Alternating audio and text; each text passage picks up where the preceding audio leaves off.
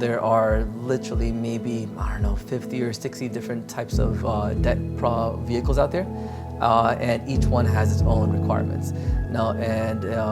So that first conversation that I have, which is, what are your goals?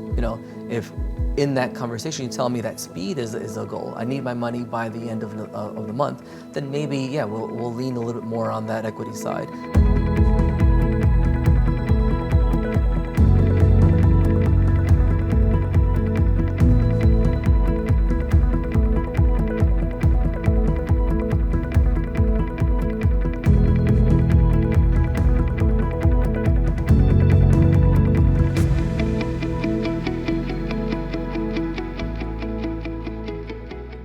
Welcome to the Empower to Grow show, where we fuel your business journey.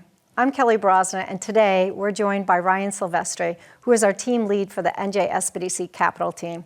Ryan has well over 20 plus years of corporate finance and track record of helping businesses, and he has helped with over $150 million in funding for businesses. Ryan's here to share insights on getting your business finance ready. And whether you're looking for loans or investor capital, Ryan's experience will guide you through. Let's dive into making your business attractive to financiers with real actionable strategies. Welcome, Ryan. Appreciate you being here today. And it's exciting to be part of the capital team, have a conversation about NJSBDC's capital team before we get into we'll just say some hardcore questions for you. We'll see how complicated I could get these questions for you. But talk to us a little bit about the capital team and why it was important for us to put this together for New Jersey businesses. Yeah, awesome. Yeah, so I think it started maybe about 2 years ago. We created a specialized group of consultants that all have experience in just banking and getting access to capital for small businesses. And the idea was to create a more efficient system. We have a team of specialists and generalists throughout the state, but not a team dedicated to just finding the money for businesses to help them grow. So one of the hardest things for people to do in growing part of it is that access to capital piece to it. So I want to, before we get into some of these questions that I have for you, which we'll see if I can stump you on a few of these questions. I'm a little scared. All right, let's go. All right. But talk to us about the team itself, the expertise, the background, and again, we talk about capital being the hardest thing or the number one thing that people come to us for. But it's really important about the talent, about the expertise. So the team members that we have, what is their experience and why was it important to put this capital team together? Well, no, it's a good question. So on the team we have people that have experience from about 20 years to maybe 30 years experience just with creating financial packages and loan packages, acting as brokers. We have, I believe, 2 people that were brokers for a while and have their own brokerage firm. And the idea is collecting the talent of all these different people, putting them on one team, and then we share those resources. We have a little group chat on the inside, and if I get stuck on something, I can say, hey team, do you know where I can find this? And collectively, we're sharing all our experiences. So I think overall, maybe over 100 years of experience that we all kind of tap into. And the reason why I think that's important is financing, like you said, is challenging. Matching the right dollars with the right need, trying to find the right sources of capital, that's not a very easy task. And a lot of businesses sometimes will go to the bank without that expert advice, and they get denied. Even though the client might be bankable, but they weren't presented in the right way or weren't asking the right questions. As a result, sometimes they come back to us and we'll present the loan package in a way that we know that the underwriter will look at it and say, this makes sense. And then that makes all the difference in the world. And some of these members that are on the team have relationships, so they know what the banks are looking for, correct? Exactly. So as they're putting their financial spreadsheets together, for example, they know exactly how many years and what they're looking for and all of that. But more importantly, they know the appetite of every lender. So they know what gets turned down and what gets looked at in a more positive light by different lenders. So we will always adjust the loan package so that the underwriter at that particular lender's or an institution says, this makes sense to me, I'm more comfortable with this going forward because you gave me something that's in my backyard or my industry or has the ratios that we're comfortable with. So that's the important part. It's understanding the language that the bank and the underwriter speak so that we can present it in their language. As you're putting these packages together and clients that are coming in, how are the capital team, how are they sort of recruiting the businesses, or how do they get the clients that they want to work with? So you want me to spill the secrets? Is that what you're asking me to do? Well, let's talk about the triage process, right? You know. Right. Well, we all have, like you said, we all have years of experience in doing this. So we have our centers of influence, our COIs. You know, these are our accountants, our attorneys, our other bankers. Because sometimes bankers will say, I don't have the appetite for this, but can you do this? So we go back and forth. And what we do is, with our own internal networking, because we will go to networking events, we like to knock on doors, we like to be very active in the community. And when we find out about an opportunity where there is a business who's having difficulty trying to get access to capital, we put like you said, a triage in place, and that triage says, let's take a look at what your goals are. Let's take a look at a little bit of a general assessment of what you have to offer, and then we will play matchmaker. And then we become the liaison between you looking for the money and then the issuer of the money. 'Cause it's not always loans, by the way. Sometimes there's other sources of funding out there that we can bring to the table. Sometimes there's tax credits, and other incentives that the state can offer. So, and we talk about the state. Some of our greatest partners is the Economic Development Authority, so the EDA, NJEDA, Correct, that we work with. Yep. And they have loan programs, but they also have grants that they put out. Yep. I tend to, I'm still using the G word. I hate the G word. I know. Yep. Eventually grants are going to go away, but in the meantime, they're still offering those. The capital team will work with those as well, correct? Oh, absolutely. So we don't lead with the grant. We'll add the grant as the cherry on top. Okay. So the idea is there are some grants that are very focused. Some that actually come from NJEDA or even from our federal office at the SBA, like the SBIR grant. But usually what we try to do is we ask the client, what are your goals? Show me a use of proceeds, and I work with the client to say, we want this much money for these many items. And then we try to play matchmaker. We'll say, hey, this line item we can do with a line of credit. This line item we can do with a term loan from over here. This line item we could probably do with a tax credit or what you said, one of those grants. Now grants, I think, like you said, it's the G word because it's very scary. People, everybody wants free money. I want free money. But the idea is it's not as easy to get sometimes, and it takes a little bit of finessing with what my ask is, who I am, and how I'm going to use the money. So there's a lot of caveats that come with that, with those grants. But NJEDA, one of the best places that I start off with, because they do have a lot of incentive programs, and sometimes it's that extra $50,000, that I got in grant money on top of the maybe $500,000 loan that I just got that really helped me do what I needed to do in order to get them my over goal. the hump. Exactly, Yeah. exactly. So so one business could actually, through the capital team, get 3 to 4 different opportunities of financing in one sort of, I won't say one package, but in one result of engagement with the capital team. 100%, yes. I think the best structures are actually when it's very customized and tailored to your needs. And usually you don't have one loan that goes into all of your uses, because most business owners know that they don't have just one place for them to spend the money.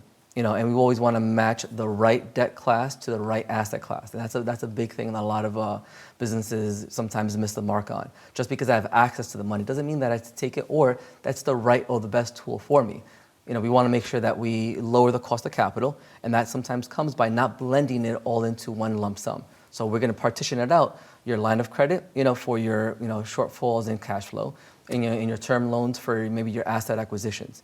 That way your cost of capital gets reduced. And you're working with them on their debt to equity to make sure that they're going to qualify for different programs. Exactly. So one of the things that we start off with is just a conversation. What kind of goals do you have? What kind of struggles do you have?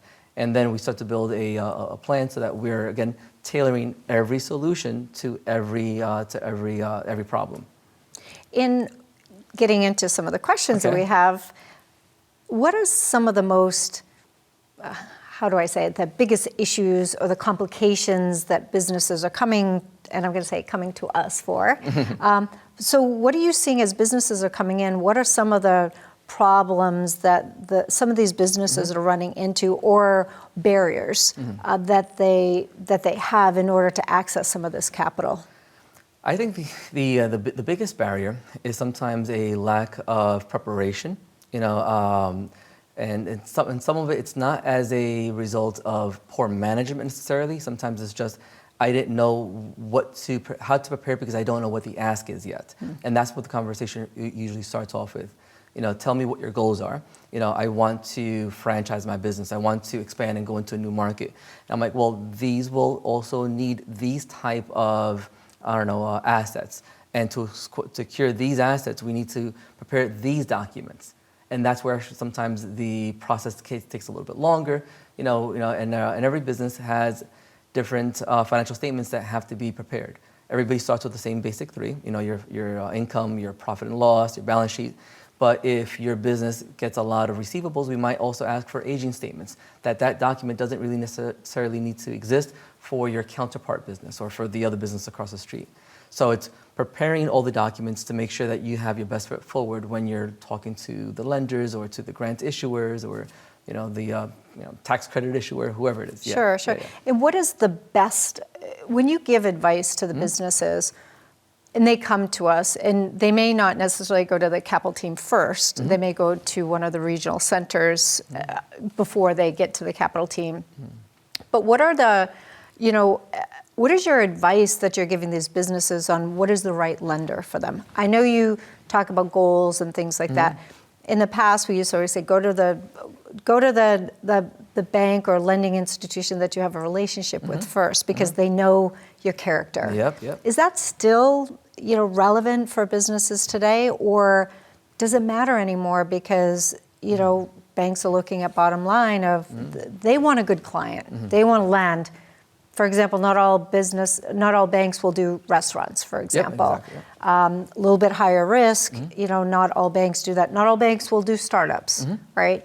So is it still relevant to give that advice to a business to go with a bank that you have a relationship with if you know for a fact that XYZ bank is not going to do a startup or XYZ is not going to do a restaurant? Actually, I love that question because it kind of proves our loyalty goes to the customer first. So we're not on anybody's payroll. We don't get any type of incentive to support one bank over another. And we always want what's the most attractive terms and conditions for the business. So how can the business get not only access to the capital, but with the best terms and conditions? Now, with that said, I always like to start with where they bank at currently. And that's the first place because they already have that relationship. And like you said, there's a history of that cash flow and whatever the problems happen to be or opportunities happen to be, the banker is already familiar with it. So I start with the bank. And depending on what the bank tells me, sometimes, like you said, the bank might not have an appetite for that industry. Or sometimes they do, but they're already over-lent in that industry and they because they all have their own portfolios, right? Yeah, exactly. They all have their own portfolios. So many restaurants they can have, so many service. Exactly. And once they say, all right, I've already lent to 100 restaurants and that's my limit for this industry, they might be a little bit more cautious. So I start with the conversation with their bank. And I'm a big relationship guy. I think it was Anthony Robbins once said, the quality of your life is based on the quality of your relationships, and for the most part, I like that, and I think it holds true in the banking world. So we start with where they bank at currently. Depending on what kind of obstacles I got from that conversation, I will then start to look at other specialty lenders. And if the loan or the client comes to us from a bank, we try to work with other non-depository lenders to make sure that we protect that relationship as much as possible. So that's also very, very important. But there are a lot of specialty lenders that will say, I understand your problems, I understand your cash flow cycles, and as a result, I have products designed just for you. So depending on what your needs are, I might put you in touch with one of those lenders. Okay. Yeah. So the next question, interest rates. Right? Right, yeah. So it's not, and I heard rumors at one point, we're probably looking at May towards the third or fourth quarter, decrease down a little bit.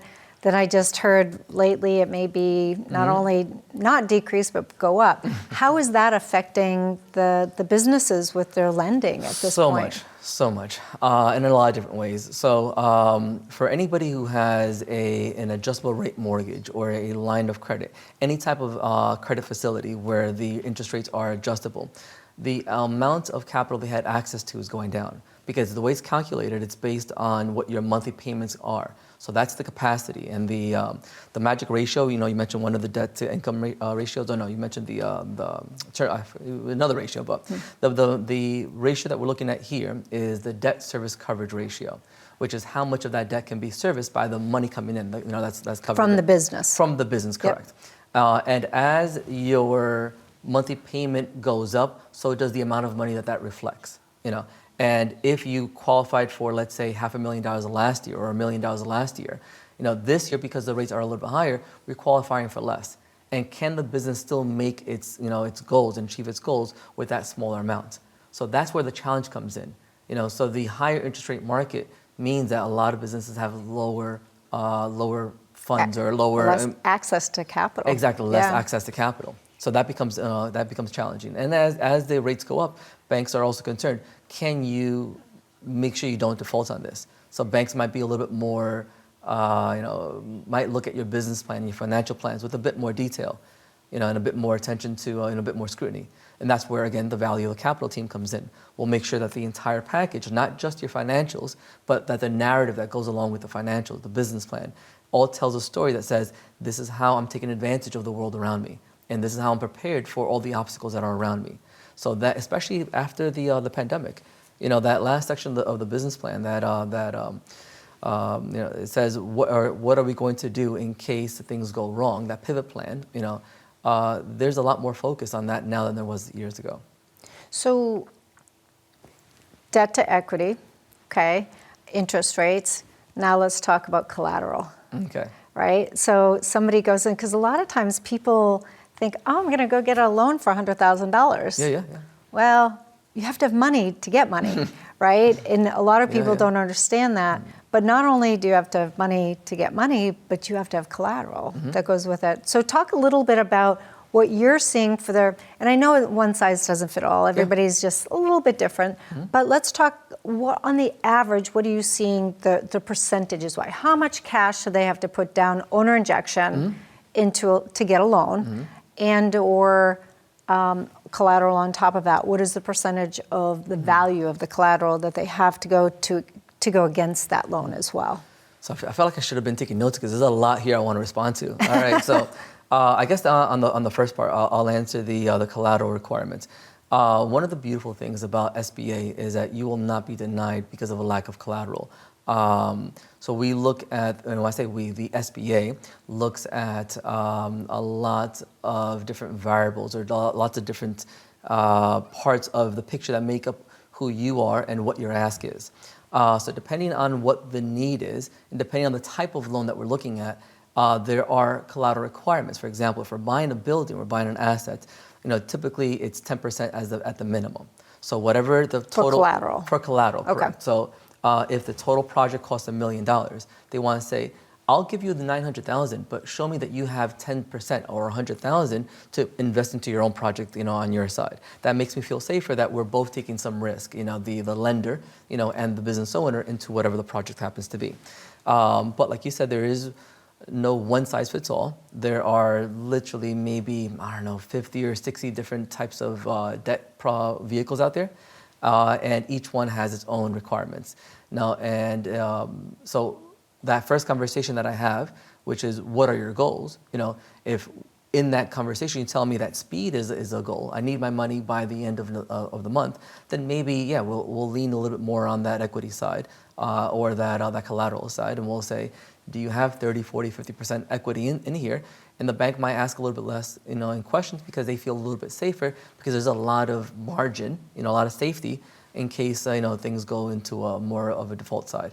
But that I think is the biggest answer to the collateral side, the collateral. But before we move on to the next section of that question, if you can remember, what can they use for collateral? I know you're talking about percentages and stuff, and it's easy if it's a building, right? You can use a building as collateral, but what are you seeing, and let's talk about some personal stories. Okay. What are you seeing businesses using for collateral towards their business endeavor?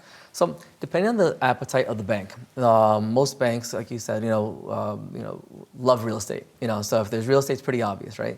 But there's a lot of other things that could be taken into consideration as collateral.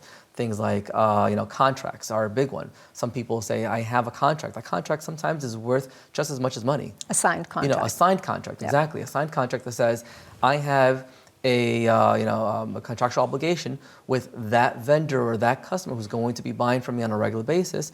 That could be part of it. Equipment could be another one. Equity into the company, cash, obviously. So there's a lot of different things that could be considered, as collateral. There are some things that, in most cases, people are surprised are not considered collateral. And a common one is a liquor license, especially in the state of New Jersey. Sure, because that's expensive. It's very expensive. And people resell that. And it could be resold. So I would assume that normal conversation, it is an asset. Yeah. But the banks feel I can't hold it as an asset because I can't take it and then liquidate it to someone else. Sure. So because of that reason, the banks say it's not really an asset. So again, because there's so many moving parts and there's so many things that could be made to customize your loan scenario, it's always best to talk to your experts, to a financial advisor, to an accountant, to an attorney, an SBDC consultant, to kind of custom tailor and say, these are your assets, these are your strengths, because it could be sometimes even your IP. Your IP could also be used as a form of collateral as well. Okay. Yeah. Yeah. And do you have any funny stories on what people have used for collateral or tried? How about we say tried to use for collateral? I had one in art collection. So because an art collection could also be used as collateral. You could resell it. You could resell it, yep. So is that the sort of guideline, is anything that I could potentially resell? For the most part. So that there's two sides to it. So what do you have that's value? And then what does the bank recognize that as value? So because I can't give my firstborn? No.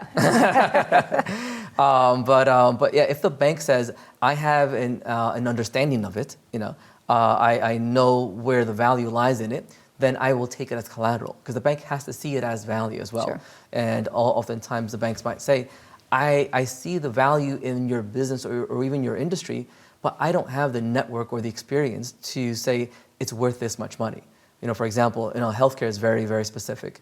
There's a unique department at most banks just for healthcare finance.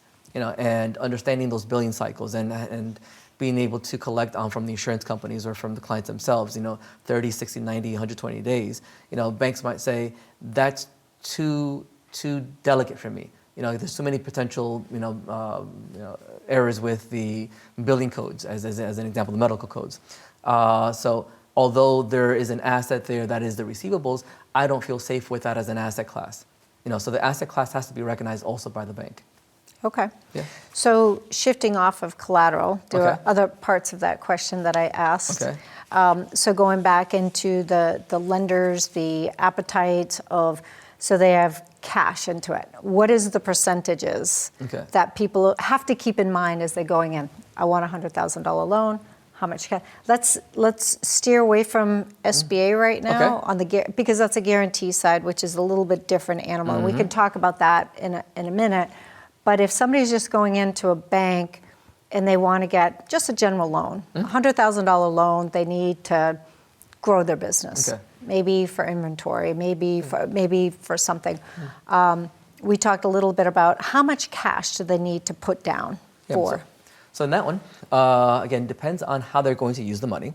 It's very possible that I can help in a line of credit. And in that situation, there is no money down. There is no money down. There is no cash up front. Just show me that you have the cash flow capacity to justify that type of loan. But in other situations, the first question is always, how are you going to use the money? And that how you're going to use the money gets compared with who you were historically. And when I say you, I mean the business. And you're part of the business as well. So there are times if we go the conventional route for a traditional asset acquisition. Usually the number's around 20%. For cash. To secure the financing. Okay. So 20% towards the product, and what that usually means, if it's $100,000 equipment that I'm trying to purchase, the bank might say, show me that 20% is coming from you, and I'll put up the other 80. So you're not giving that 20% to anybody, so you're just showing a bank statement saying, Sure. I have the 20% ready to go. I just need you to help me with the other 80, and I can purchase this equipment, and then my cash flow will then be readjusted to whatever my pro forma, my projection said that I can now have, which now helps the bank feel more safe because it says you're going to be able to pay the loan easily because I see how that's going to be affecting your bottom line. So shifting a little bit, a different angle of this, as Okay. people go in, New Jersey just completed their diversity study. Okay. And documented how underserved communities are not getting, and this is on procurement side of it, but I want to address this on the capital side of it. Does it help a business if they're woman-owned, minority-owned, veteran-owned? Does that weigh in at all for any thought process of getting access to capital? With traditional loans, I haven't seen it give a major boost to the loan application. Okay. However, there are specialized funding sources that will reward you if you do have one of those certificates for a VBE, veteran-owned business enterprise, or a WBE, women business enterprise.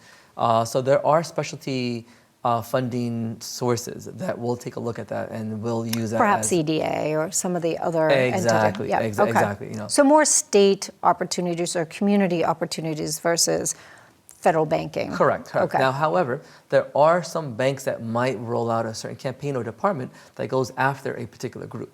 There's a bank that we work with right now that's going after, not going after, but they are putting money aside just for minorities. Okay. But doesn't mean that if you apply at that bank and you're not a minority that you're not going to get access to capital. That just means that they have money set aside for you, just to make sure that you have a fair shot at some of the money as well. Sure. So then going back on the SBA guarantee side of it. Okay. When the capital team is working, what is about the percentage that you all are doing with straightforward loans from bank versus doing guarantee? And I want to make sure that the audience is clear that SBA doesn't typically, let's take aside the pandemic All right. of direct lending, they're Yes. guarantee, so you still have to go through a bank, you still have to be approved by a bank, and they Correct. guarantee it. So what is about the percentages that the capital team is working with straightforward loans and then the other, conventional loans and the other bucket being SBA? Yeah, so it's a good question. So I think it's important to distinguish that most loans fall into two different categories. It's either going to be SBA, which is having the United States Small Business Administration almost sort of co-sign on the loan with you because they're helping you guarantee. They're saying, hey, Bank ABC, if you give the money to this business and it meets these guidelines, I will help guarantee that you'll get the money back. So in essence, the bank feels a little bit safer. If they default. If they default, exactly. But they'll pay a percentage of the money. They won't pay back the entire money. Right. The conventional, it's the bank doing it by themselves, and they do their own due diligence. And as a result, because there's less guarantees, the qualification process for a conventional becomes a little bit tougher. So the unique space where SBA has a lot of value is for those businesses that are just shy of being bankable.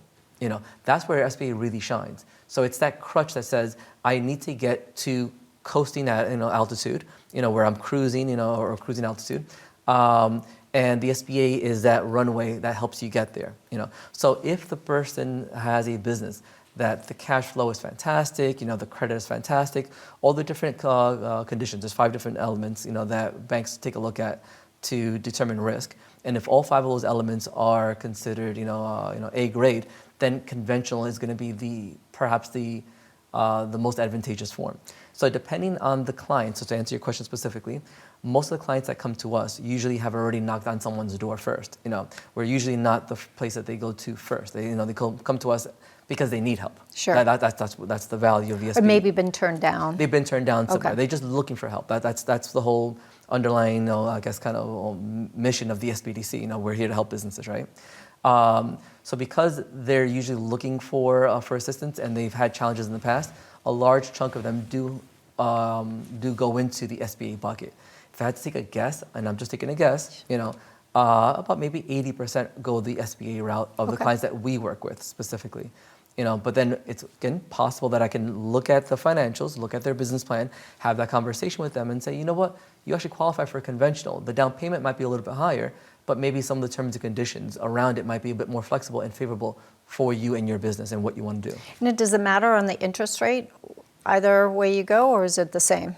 No, so the rate is going to be calculated based on a bunch of different things. So they look at your credit risk and worthiness. So your credit score. Your credit score, your cash flow ratios. Those ratios up here or those ratios here. So depending on where you fall, how much collateral is there? How much character do you have, which is how much experience do you have, and what are the conditions of the market? So those are the 5 different elements that all banks take a look at. So a combination of those determines the rate. So it's very possible that you can have a rate that's going to be more advantageous on SBA or a conventional. It all depends on you. So it's very hard for me to say a blanket statement. But one of the things I do like about SBA is that there are a lot of bumpers. There's a lot of ways that the SBA ensures that the cost of capital to you stays below this number. So it makes it advantageous to you. So a lot of the businesses that I'm hearing in some of our partners are really pushing for, especially minority-owned businesses, to look at purchasing their building as opposed to leasing, purchasing the building, because that is, what's the word? Not transactional wealth, but transferable wealth, right? Yeah. From, could be family, could be their children, could be, whatever. Are you seeing a big push with the capital team for a lot of businesses coming in looking to buy the building, maybe that they're in presently, or maybe even start out buying a building? Yeah, actually, it's funny, but currently in our pipeline, we have, I would say, maybe 80-90% are businesses looking to purchase real estate, or to purchase, some type of assets. It's kind of almost dorky for me to say I have a favorite, spreadsheet or financial statement, but I love. Are you geeking out on this? Yeah, I'm geeking out right now. So I'm a big balance sheet guy. Because the balance sheet, is it's hard cash. It's hard assets, and a lot of businesses are focusing on having that hard asset, which I can not only transfer it, like you said, but I can also leverage it. So in the future, when I need to have access to capital, I have all this equity tied up in my building, as an example. So it's easier for me to attract more money because the first thing that you mentioned a little while ago, it takes money to make money. Right. And if I have money on my side. But I always have to give a lot of disclaimers. We are advisors. We're not your hired team that tells you what to do. And I tell people, not your accountant, or I'm not an accountant. And even if I was, I'm not your accountant. I'm not an attorney. And if I was, again, not your attorney. So these are the questions that I would have you ask your attorney or your accountant. Is it a good strategy for you to purchase this building right now with what your goals are? Because that first conversation, like I said, is what are your goals? Because depending on what your goals are, it might not make sense for you to buy that building today. Save that money and use it into something else that helps pivot your business or grow your business in another way. So I always look at that ROI. And buying a building is always a good decision, but it might not always be the best decision. When you say not the best decision, what would be a scenario that would not be a good decision for somebody to purchase a building? If you have to tie up, $200,000 for you to purchase the building, and that $200,000 in economics is a concept called the opportunity cost, right? What other opportunity is it costing me for me to purchase this building? The building has a bunch of benefits. Again, it's very hard to ever argue that building is not a good idea to buy, but if it comes out of opportunity of me expanding my business and buying my competition or securing an additional contract, and that additional contract that I can help secure, means that I'm going to contribute, $1 million to my bottom line, that's kind of an obvious, answer to say, hey, put money here. Or one of the things that I like to do is have an assessment conversation. Let's do a general assessment of the business. And I might find that there are 3 or 4 areas that you're a little weak in, and we need to go back and throw a little bit of money at that. Maybe your IP is not protected, and you right now are going, across state lines. Your IP has to be, first and foremost, protected above all else, because essentially a business is its brand, as an example. So that's just one example. I can give you many more examples of as to why although buying a building is a good decision, it might not be the best decision. Well, and I would think too that if you had a choice of buying a building or invested in human capital, and human capital is going to bring you in more sales, revenue, whatever it may be. Exactly. It's a fine line. It's great to have it and have it on your books as collateral, or be able to leverage it in the future. Exactly. Okay. Yeah. So what are the capital team? What is the capital team seeing industry-wise? What are you seeing the most of that's coming to the capital team for financing? We have such a diverse portfolio of clients.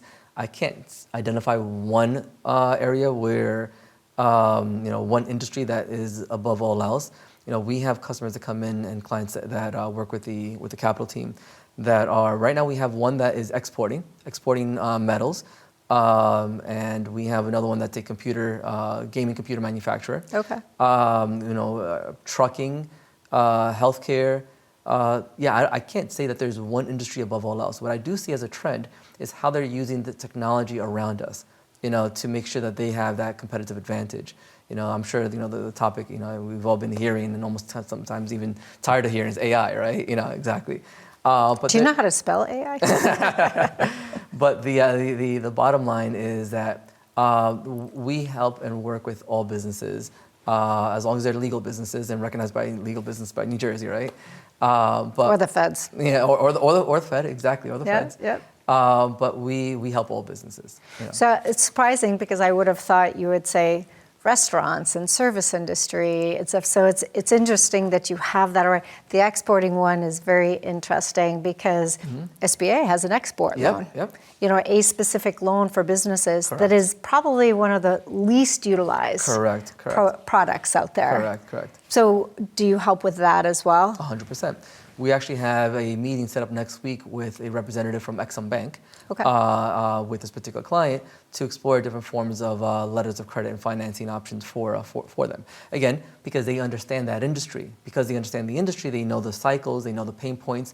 They can tailor solutions to their needs. And that's why you always want to make sure that you have the right tool for the right job. Sure. Yeah. So, and we talk about, and what I'd like to do at the end is talk maybe success stories, some really, some great storytelling on the successes. But before we get into that, we always get the ones that we work with them, we work on their plans, we send them off their merry way to go get their financing, and then they get turned down. Oh, yeah. So how does the capital team then work with the business if they get turned down? Okay, well, it's funny. So I have a true story. Well, obviously, all my stories hopefully should be true, right? Yeah. So I have a true story with a client that came to us from a bank, and we never disclosed the names of the banks or the names of the clients. But the client came to was a referral to me from a bank and said, I can't do this deal. They don't qualify. Their ratios are not aligned with what we need. I took a look at them. And I just reworked the numbers and presented it in a different way. I asked more questions to the business owner, and I was able to take the same information but present a slightly different story. It's like when a movie gets edited in a different way, it tells a slightly different story. You feel a little bit different about it. And about 30 days later, I knocked back on the door of the same bank that said, "Can you save my relationship and help find a home for this customer?" And I give it right back to them. They looked at it like, oh yeah, we can do it now. So that was a very feel-good moment that I had, where the banker kept the relationship, but not only that, the business also kept the relationship with the same bank, and they were able to get the financing that they were denied. But there's a lot of success stories. One of my favorite ones is I just got this happened about maybe a week and a half ago, 2 weeks ago. A client came to us asking to help with refinance because of the same scenario, that their equity, they're upside down underwater, there's not enough equity, they don't qualify for a refinance. And when I started to take a look at it, I saw some numbers that didn't make sense. So I asked the bank to give me a full amortization schedule, which they didn't, and I had to then create my own. An amortization schedule pretty much says this is how your payments have been split over the past so many months or years. You mean percentages wise of interest versus principal? Correct. Principal, yeah. And the numbers still didn't make sense to me. So I had a little bit of self-doubt. I called up an accountant's buddy and I said, "Can you take a look at this? And am I seeing things, or is this really what I see?" And this is your team approach you're talking about, This is my team right? approach, exactly, because we have, we have an accountant on as part of our team. And they said, yeah, Ryan, what you're looking at is the right information. And what it was that the bank had miscalculated how the money split was going to be, dispersed because of a misunderstanding in some contracts in the very beginning. So the bank didn't do a mistake, and the business owner didn't make a mistake. It was miscommunication between the two at the closing. And as a result of that, the customer lost on nearly $250,000 of what could have been paid off equity on the building. So she's extremely grateful right now because I helped find. Did it get fixed? We're in the middle of that now. Okay. So now we're going to help reintroduce, or bring back to her the $250,000 of equity that she should have paid over the last 10 years that she's had this loan. And then after that, then we're going to talk about financing. So not only are we helping with securing the financing, but we found almost like a forensic accountant found an error in the way that the business loan had been structured in the very beginning, and we're going back to fixing all that and then doing the loan. So I think that's a nice success story. So do you run into the cases where, and maybe not so much at the capital team level, because the triage process within our system is it goes to the regional centers first. They get them to a certain level, and then they're referred off to the capital team seamlessly. So the client does not know that they're going from one center to then our specialty capital team. They're just seeing that they're getting expert assistance. But are you seeing that there's any situations where you work with their financials and all of a sudden they get turned down because they didn't disclose they had a bankruptcy, or even credit issues because, if we could pull their credit report, that would be one thing. Yeah. To be able to see it, okay, your credit score is 550. We need to get you to this level in order to be eligible, which, by the way, we have credit repair programs within the SBDC as well. But are you seeing that by the time they get to them, is that all sort of ironed out, that you don't have those type of issues working with the clients? Or are you still running into those? Absolutely. Okay. So the level of success that you have is based on the almost customer service approach. Are we asking the right questions at the right time? And if we ask all the right questions at the right time, we have the least amount of surprises that come by. But it doesn't ever guarantee that there are going to be no surprises. We've had surprises, literally sometimes at the closing table, because they thought that this wasn't important or that they could hide this somewhere. But for the most part, we have a good track record because we're asking all the right questions, and we leave very little stones unturned. And because we're asking all the questions, we're doing a deep dive into who the business is, and what the potential pitfalls are. We have a strategy around all of that. So we don't really bring it to the table of an underwriter or a bank if we didn't look at every little corner and say, I feel confident with this. This is a loan summary, and if you're interested, I'll give you the loan package. So we make sure that there's very little time to be wasted because there's time is valuable for both the clients and for ourselves. So we want to make sure that we're as efficient as possible. So I think to answer your question is, we don't see much of it at the capital team.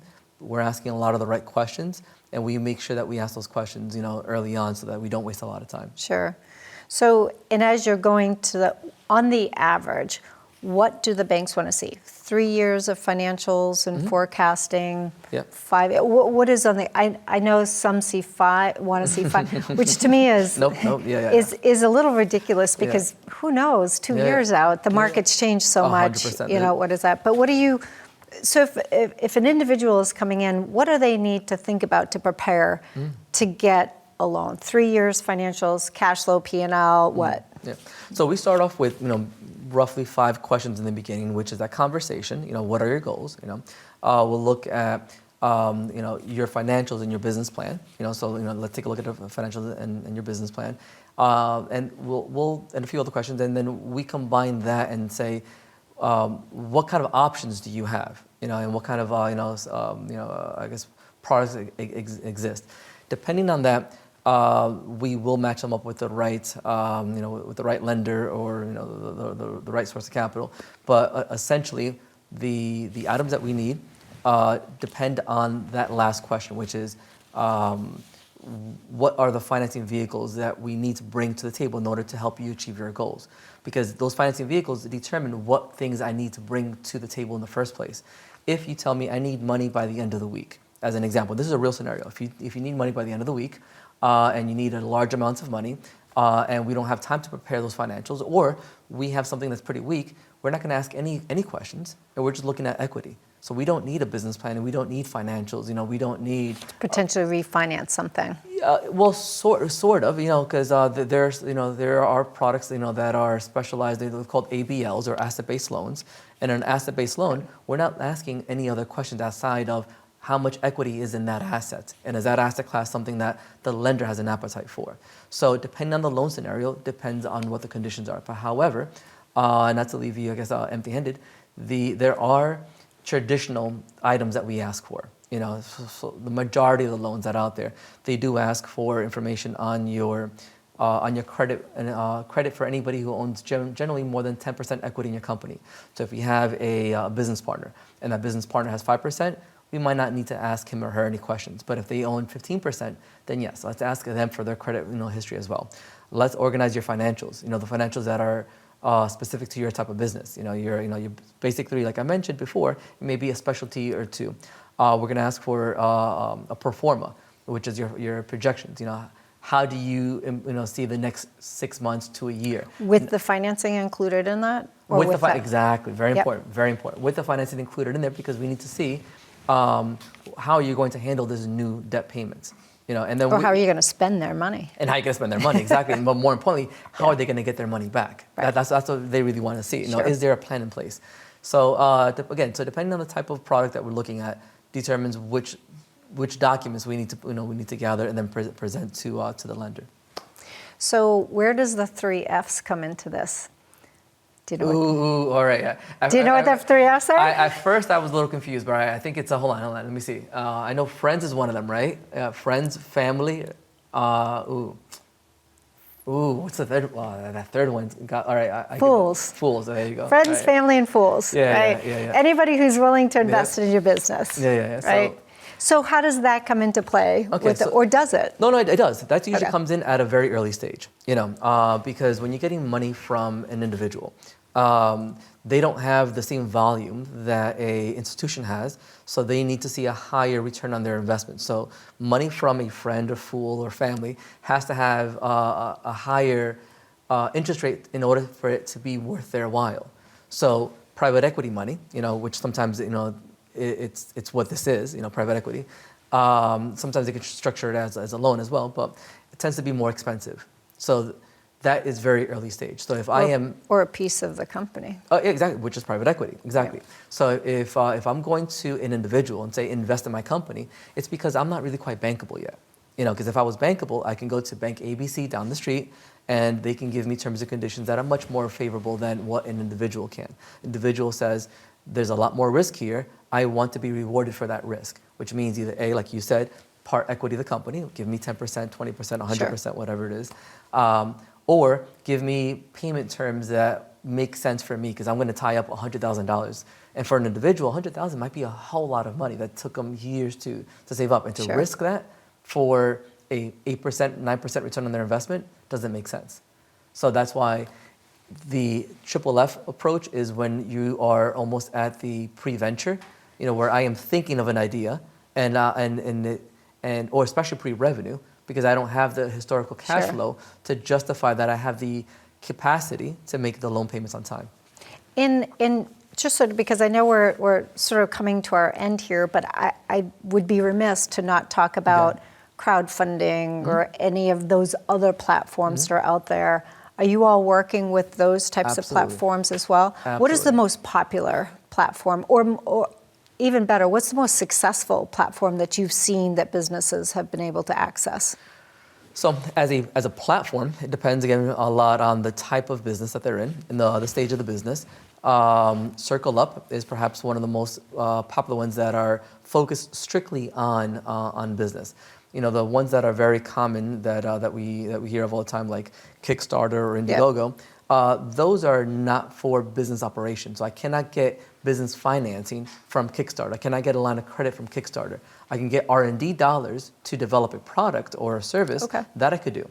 Now, for the ones that we have a little bit more experience with, they're usually asking for a larger amount of money.